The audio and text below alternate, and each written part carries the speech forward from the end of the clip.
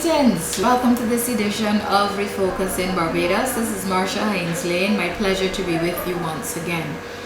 The budget was concluded last week in the House of Assembly, and I thought I wanted to ask Barbadians a couple of questions about this budget. I had an interesting experience today. A friend of mine got a bed. You know how we do it in Barbados. Somebody has an old bed, they buy a new bed, or somebody gives them a newer bed and they ask somebody if they want the bed that they're throwing out. So that means that the person who is receiving the bed has to discard of their old bed. And she went up to the dump only to discover that she had to pay $25 plus VAT to get rid of the old bed. Now, the bed that she was receiving, like I said, was not a new bed. It's just, you know how we do it in Barbados. Somebody had a bed, better bed than hers, so she decided to take it. And my concern with Barbadians is that we do not pay enough attention until these things affect us right at home. Because this was the first time that she discovered that she too had to pay $25 plus VAT to get rid of the old bed. She thought that the fees at the dump were only for truckers. I suspect that some of the changes that have been made in the budget this time around are going to strike some people next year in the same way.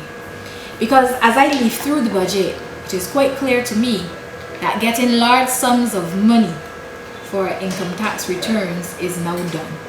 Barbadians are not going to understand that until next year when they have to pay road tax or car insurance or house insurance, and they don't have that large sum of money coming in. Some of the people within the middle class of Barbados have actually planned their house insurance, have actually planned their road tax and car insurance around that money coming in, so that you have a lump sum to pay a lump sum payment. My concern is, Barbadians, we are not paying enough attention to the things that are happening in this country that are changing our lives, in ways that we are not going to get over, quite frankly. And change happens. Change is something that we have to learn to live with. But what we also have to ask ourselves is, change for what? Change for why? If we don't understand the full context of what it is that we are doing, to me, it makes no sense to do it. If we're not in agreement that this is the way we want to go with our decisions, with our country, why are we just following blindly? These are the questions that continue to be unanswered in my mind. I also was interested in the fact that the budget was couched in the minister's self-praise of having brought Barbados back on stream. He indicated that the budget was the end of success in terms of something he called a homegrown plan, a Barbados program. Called it different names throughout the presentation: the Barbados Homegrown Fiscal Stabilization and Economic Revitalization Program, for example. I am not sure if this is the Barbados growth strategy that we've been hearing so much about. I'm not sure if the two are the same. But I want, maybe the next time I'm here, to go through the growth strategy with you. And I want to look at some of the sectors that are supposed to be bringing Barbados out of the current economic situation in which we find ourselves. Sectors like sport, sectors like tourism. And I want to ask you, if you're as concerned as I am that these sectors are not well, they're not successful, some of the work that has been promised in the growth development strategy has not even been started. Why do we continue with this farce? Why do we continue to tell ourselves that all is well, when all of us feel in the pit of our stomachs that something is very, very wrong? This is no longer about political party. This is no longer about who is in power and who is not in power. This is no longer about who wants power and who doesn't want power. This is about what it is that we want to leave for our children. And that hammers home to me This is about whether Barbados is going to be someplace that we are comfortable or whether Barbados is going to be something that we dread. Truth is a condition of trust. And I ask you to reflect on whether you trust your government or whether you trust what they're telling you. And if you don't trust your government, and if you are not sure about the things that they are telling you, why are you letting the middle class die? Why are you bearing all of these burdens of taxation on your shoulders if you are not sure that the way in which you are going is the way that you need to go to be able to recover your country, to be able to recover the pride?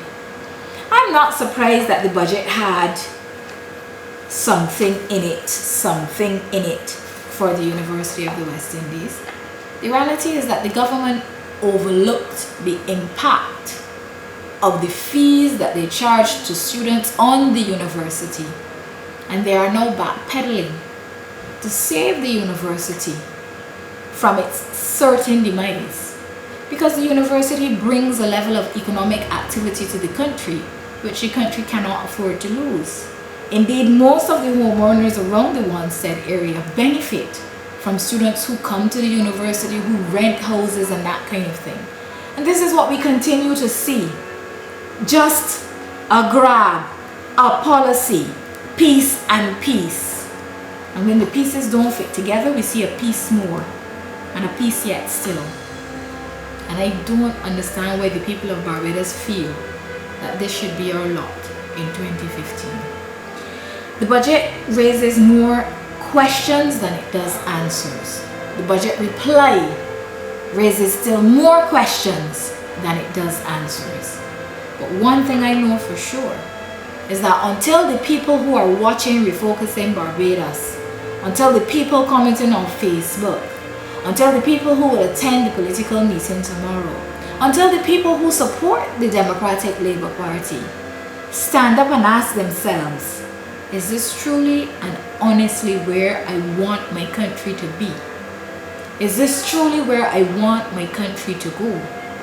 We are not going to be able to understand what it is that we have to do for Barbados and what it is that we have to do for our collective selves as Barbadians. I have taken the opportunity to read through the budget. I encourage you to go and do the same. Look at it on the Barbados Parliament website. Try to find a copy. You need to look at it and ask yourselves, are you completely happy and comfortable with where you are? Do you trust your government?